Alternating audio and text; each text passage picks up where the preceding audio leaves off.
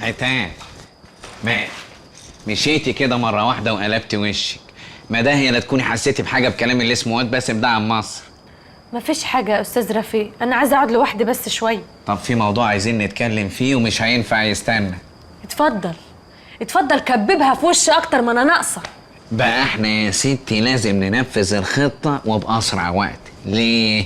عشان الواد اللي اسمه باسم لو نفذ اللي في دماغه ووصل لأهل الجزيرة قبلينا هيتمسك، ولو اتمسك هيقر وهيعترف على مكاننا، ولو احنا اتمسكنا هنا لا هنطلع من الجزيرة ولا هنشوف الدنيا تاني. ماشي، حدد انت الميعاد بس وقولي. لا انا مش هحدد مواعيد، انت تأهلي نفسك ان احنا ممكن ننفذ الخطة في اي لحظة. ماشي؟ وافردي وشك، ما ينفعش يبان عليكي حاجة قدام الناس اللي بره دول. وافتكري الأستاذ محمود عبد العزيز لما بلغوه في خبر النكسة في رأفت الهجان عمل إيه؟ قعد يسكر ويرقص وما حسسهمش بحاجة خالص. واحنا مهمتنا إيه؟ إن احنا نستفيد من أعدائنا. حاضر يا أخويا حاضر، سيبني بقى لوحدي. لا أنا مش هسيبك إلا لما تضحكي ضحكتك. أهي. الله، شفت الدنيا حلوت ونورت ازاي؟ هسيبك. سلام يا عتاب. اهلا اهلا عزيزي، لقد نورت المكان. من فضلك اخبرني من اين طريق الحمام؟ ما اعرفش والله، اعملها في اي داهيه. شكرا عزيزي. ازيك يا نسا عتاب؟ الحمد لله خير، أؤمر. لا مفيش، كنت بس عايز اقول لك حاجه مهمه وهمشي على طول. هو أنا مش مكتوب لي إن أنا أقعد لوحدي النهاردة ولا إيه؟ عايز إيه؟ عايز اقول لك ان موضوعك انت والاستاذ رفيق اتكشف. إيه؟ اتكشفنا؟ الموضوع واضح زي عين الشمس، مش محتاج لظابط علشان يعرفه، اي عسكري ولا عيل صغير حتى هيعرفه. بس لازم تفهمي كويس ان الناس اللي بره دول لو عرفوا اللي انا عرفته هيذبحوكوا. يعني أنت عرفت إيه؟ عرفت ان انت والاستاذ رفيق متصاحبين. مش صاحبين؟ طب اتلهي يا أخويا، اتلهي يلا على نفسك، اتلهي روح اجري اقعد جنب خطيبتك يلا. ليه ده ايه؟ وانت فاكرني عبيط؟ مع بعض طول النهار ومع بعض طول الليل، واول لما انت تمشي هو يعمل اكنه عايز ينام ويقعد يتاوب ويمشي وراكي. ربنا يكملك بعقلك يا برم. لا، برم دي كانت زمان، لكن دلوقتي انا قور.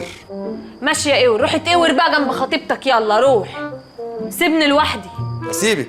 اتفضلي روحي بقى اسمعي يا اسمراني اللون وحبيبي الاسمر.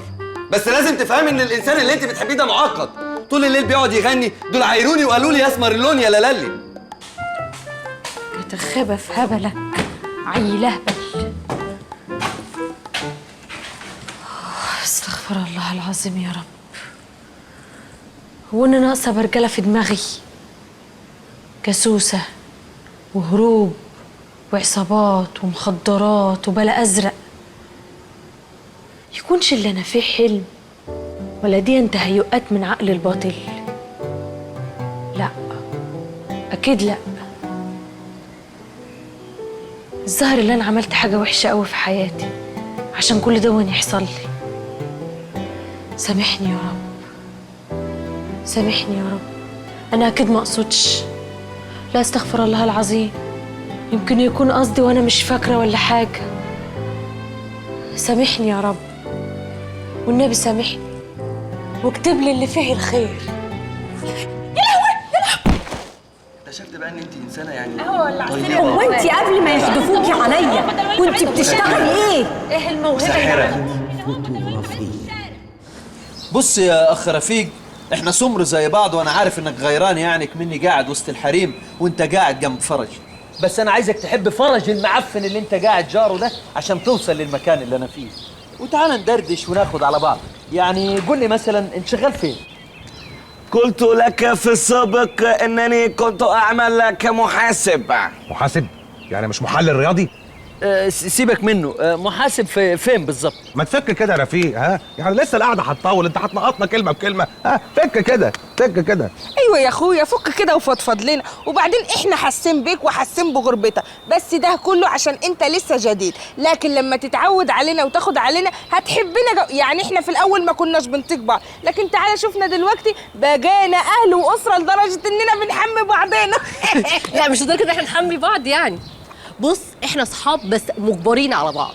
وأنا إنسان لا يحب الخوض في الأمور الشخصية. هل هذا مناسب لكم الآن أم لا؟ ايوه احنا برضو لسه يعني ما فهمناش منك حاجه. وماذا تريد أن تفهم عزيزي؟ إنني إنسان لا يحب الحديث في الأمور الشخصية. ايوه يعني فاهم. اربطوا لي البني ادم دون بسرعه. انت اللي انت عملتيه في استاذ رفيق ده. استاذ رفيق بتاعك دون يا حبيبتي يبقى ظابط في الموساد الاسرائيلي. قوم يا فرج هات حبل عشان اربط الجاسوس دون. يا لهوي يا عتاب، طب وانت عرفت منين ان هو جاموس اسرائيلي؟ انا رجعت للذاكره. الف بركه يا حبيبتي، الف بركه. الحمد لله، الذاكره الحلال ما بتضيعش ابدا. بجد يا عتاب رجعت لك ازاي؟ اتخبطت في دماغي. ما انا من ساعه ما وقعنا من المخروبه دي وانا عماله خلاص هبص رجليكوا يا جماعه، حد يخبطني في دماغي وانتم مش راضيين تسمعوا الكلام وبتقولوا عليا جهله. طب حتى لو رجعت لك الذاكره عرفتي منين بقى ان هو جاسوس اسرائيلي؟ عشان انا ظابط في المخابرات المصريه.